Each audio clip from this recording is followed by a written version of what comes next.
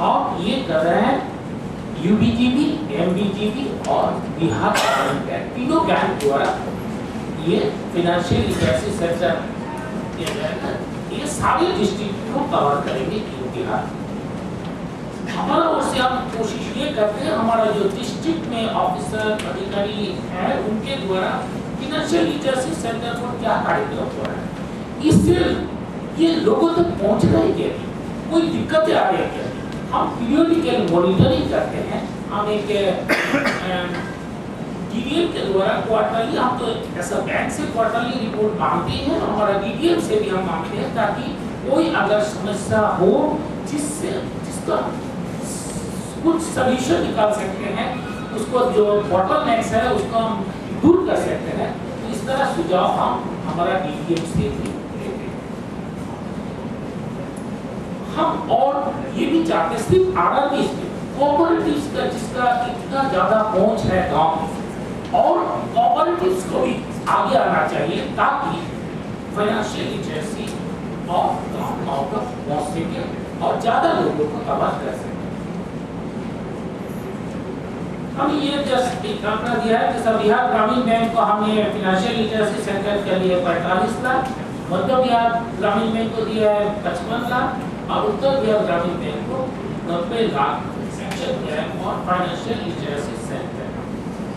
18 cooperative bank, Gopalganj cooperative bank को हम financial literacy centre के लिए सेंक्शन किया है, करीबन 5 लाख रुपया। हम चाहते हैं और कोई कोऑपरेटिव बैंक को भी इस फाइनेंशियल इंक्लूजन एक्सक्लूसिव फंड में, हम जैसे कोऑपरेटिव बैंक्स जो कोर बैंकिंग सॉल्यूशन एनेबल नहीं थे, सीडीएस एनेबल नहीं थे, उनको सीडीएस एनेबल किए हैं, और आरआरबीज कोऑपरेटिव्स को हम हर तरह का आईसीटी सपोर्ट देते हैं, और आरआरबी और कोऑपरेटिव बैंक्स को केसीसी रुपए कार्ड, यूबीजीबी पहले आरआरबी है जो केसीसी रुपए कार्ड इशू किया है, हम उनको करीबन 200 लाख सैंक्शन किए हैं टू यूबीजीबी और एमबीजीबी फॉर इशूइंग 11.47 लाख रुपए कार्ड। परंतु आज तक कोई सीसीबी, भले ही उन लोग सीबीएस एनेबल हो गया है, लेकिन आरटीजीएस एनईएफटी कंप्लायंस नहीं है।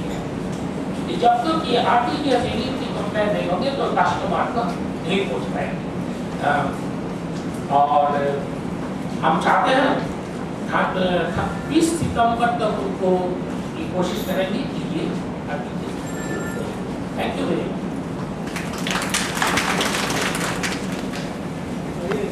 Thank you sir. मैं बुलाना चाहूँगी Shri Sanjeev Khan, secretary expenditure, department of finance, government of Bihar. Sir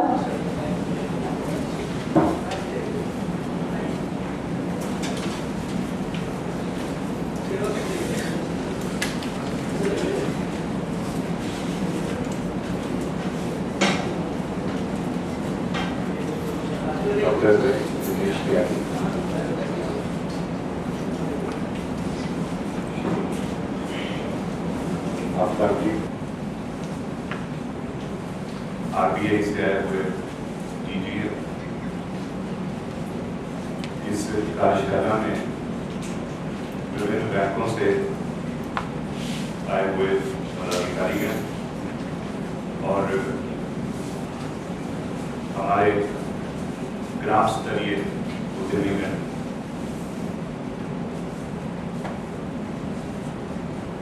जिस तरह से पिछले 3 स्पीकर्स ने इस कार्यशाला की भूमिका के बारे में और जो कॉमन सर्विस सेंटर है उसके कॉन्सेप्ट के बारे में बताया है। मैं उस पैशन को और उस स्केल को कम नहीं करना चाहता, उसको उसी स्तर पर रखना चाहता हूँ।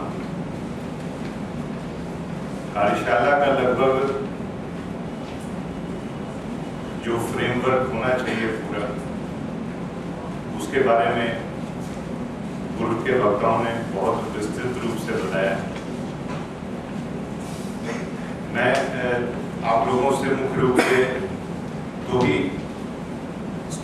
चर्चा करूंगा। जो उदाहरण है बैंकों के लिए और वो उदाहरण होंगे जो आप लोग आए हैं विभिन्न जिलों से, हमारे जो ग्राम स्तरीय उद्यमी हैं उन लोगों के लिए। लगभग 21वीं शताब्दी के प्रारंभ में ही ये सब बातें शुरू हो गई थी। अगर हम लोग वैश्विक स्तर पर सोचें तो जो हमारा बाजार था, चाहे वो गवर्नमेंट टू सिटीजन जो बोला जाता है या बिजनेस टू सिटीजन जो बोला जाता है, जो सेवाएं या जो उत्पाद लोगों के बीच में पहुंचाने का जो बाजार था, वो 2-3 चीजें उसमें महत्वपूर्ण थी। एक ये कि जितने भी बिजनेस थे वो प्रॉफिट अर्न करने के लिए होते हैं। तो प्रॉफिट अर्न करने के क्रम में जो एफ्लुएंट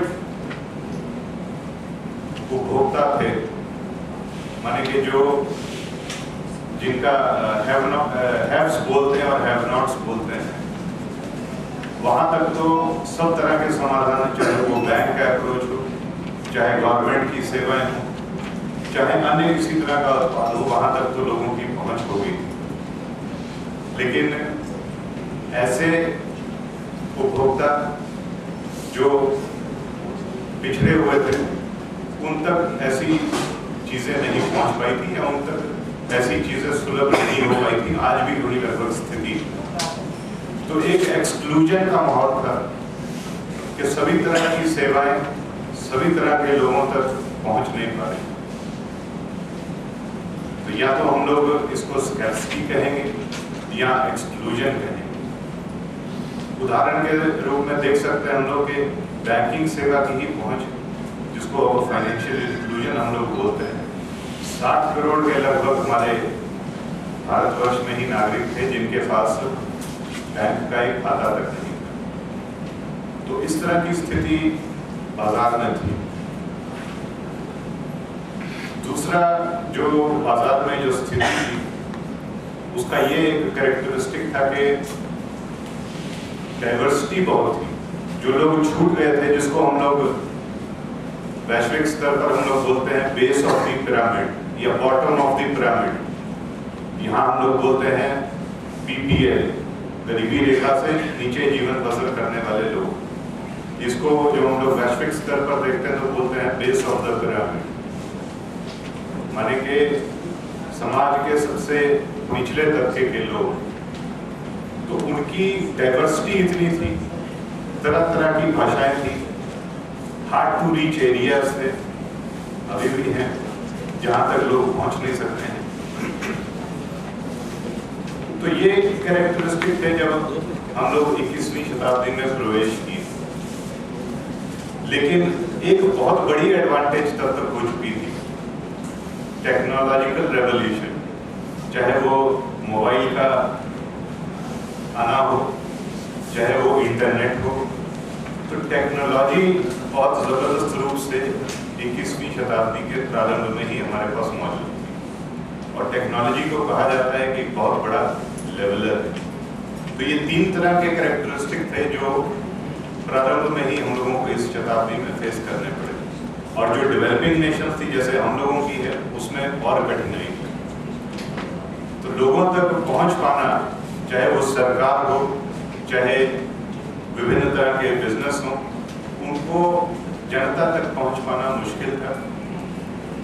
और नया कॉन्सेप्ट बिल गेट्स का ही कि जो छूटी हुई आबादी है या जो छूटे हुए लोग हैं, उनको कैसे इंक्लूड करके अपना बिजनेस चलाएं, उसी पे आधारित है सभी तरह के बिजनेस। और ये बॉटम ऑफ द पिरामिड या बीपीएल या समाज के जो छूटे हुए तबके हैं, उन तक सुविधाएं पहुंचाना भी अपने आप में एक बिजनेस मॉडल है, क्योंकि इनका वॉल्यूम बहुत बड़ा है। तो इसलिए सभी लोगों ने अपनी कॉन्सेप्ट चेंज की और ये बनाया। तो ये तो बाजार का मैं तरीका बता रहा हूँ, और ठीक उसी समय समानांतर रूप से सरकार में भी यही सोच बन रही थी कि हम किस तरह से जनता के बीच में अपनी सेवाएं लेकर के जाएं। कई सरकारों में, राज्य सरकारों ने सिटीजन्स चार्टर्स बनाए। राइट टू इंफॉर्मेशन भी उसी कड़ी में एक लेजिस्लेशन है कि लोगों को कैसे एम्पावर किया जाए, कैसे सशक्त किया जाए। 2006 में हम लोगों ने देखा है कि आरबीआई ने भी कहा, हमारे राष्ट्र के तत्कालीन प्रधानमंत्री जी ने भी कहा कि हम सीमलेस एडमिनिस्ट्रेशन या सीमलेस प्रशासन जनता को दें। जो सेवाएं सरकार की तरफ से जनता को दी जानी है वो सीमलेस हो। सीमलेस माने कहीं कोई ह्यूमन इंटरेक्शन नहीं है, जनता को घर बैठे सेवाएं मिल जाए। तो सरकार की भी मैंडेट उसी तरफ हो गई कि जनता को हमको सेवाएं देनी है सीमलेस रूप में। बैंकिंग भी इससे छूटा नहीं रहा। आरबीआई ने पहले ही 2006 में ही आरबीआई के लिए फाइनेंशियल इंक्लूजन का कॉन्सेप्ट जारी किया, और धीरे धीरे कार्यक्रम में ये हुआ कि 2000 से ऊपर की आबादी के जो गाँव हैं उसमें हमको फाइनेंशियल इंक्लूजन करनी है, किसी भी तरह का मॉडल। तो मॉडल क्या बनाया गया? तो business correspondent extended arm of the bank, bank का ही एक एक्सटेंडेड स्वरूप जो जनता के नजदीक हो और जनता के पास हो, जनता का ट्रस्ट उसमें। तो ये कॉन्सेप्ट एक ही साथ लगभग चले। फिर नेशनल ई गवर्नेंस प्लान भी आया, उसमें भी मिशन स्टेटमेंट अभी कुछ ही देर पूर्व अतुल जी ने पढ़ के सुनाई कि नेशनल ई गवर्नेंस प्लान की भी मिशन स्टेटमेंट वही है। तो लगभग आप देखेंगे कि अगर वो हम निजी क्षेत्र में देखते हैं उनका भी झुकाव इधर ही चल रहा है कि जो हमारी छूटी हुई आबादी है उन तक कैसे हम सेवा पहुंचा सकें। बैंक भी उसी श्रेणी में आते हैं। अब गवर्नमेंट की भी यही चेष्टा है कि अपनी सेवाएं जनता तक किसी न किसी तरह से तेजी से पहुंचा सके। तो ये कॉन्सेप्ट लगभग एक ही समय के आसपास में शुरू हुए, और सरकार ने बड़ी जल्दी इसको अडॉप्ट किया। सामान्यतः हम लोग देखते हैं कि सरकारी सिस्टम को चेंज होने या अडॉप्ट करने में समय लगता है, लेकिन जैसे जैसे टेक्नोलॉजी तेजी से ग्रो हो रही है तो सरकार का भी एडेप्टेशन या सरकार भी सेवाएं जनता तक पहुंचाने के लिए तेजी से अडॉप्ट करना चाहती है। तो आपको ई शक्ति के कार्ड के बारे में बताया गया, यहाँ जो 2008 में जो काम किए गए उसके बारे में बताया गया। तो ये सब सेवाएं जनता तक पहुंचाने के लिए सरकार की तरफ से भी तेजी से प्रयास।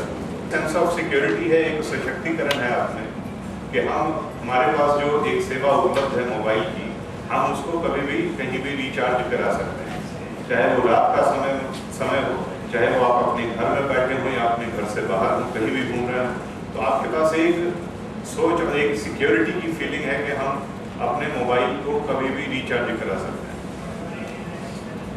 लेकिन क्या ऐसा अभी के युग में संभव तो है, लेकिन क्या ऐसी सोच बनी है पब्लिक में कि अगर हम अपना कास्ट सर्टिफिकेट बनाना चाहें या हम अगर बैंक अकाउंट खोलना चाहें या बैंक अकाउंट है उसमें पैसा डालना चाहिए, क्या हम बैठे बैठे कर सकते हैं? कुछ इधर कुछ चेंजेस हुए हैं तो बैंक में तो संभव हुआ है कि आप बैठे बैठे आप अपना अकाउंट में भी पैसा भर सकते हैं, लेकिन क्या उस तरह की सिक्योरिटी है? तो उस तरह की सिक्योरिटी अभी भी नहीं है।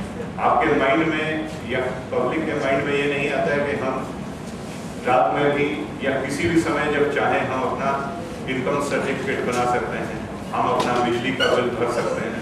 तो ये सेंस ऑफ सिक्योरिटी नहीं है। इसका हमारे ये बहुत बड़ा गैप है जो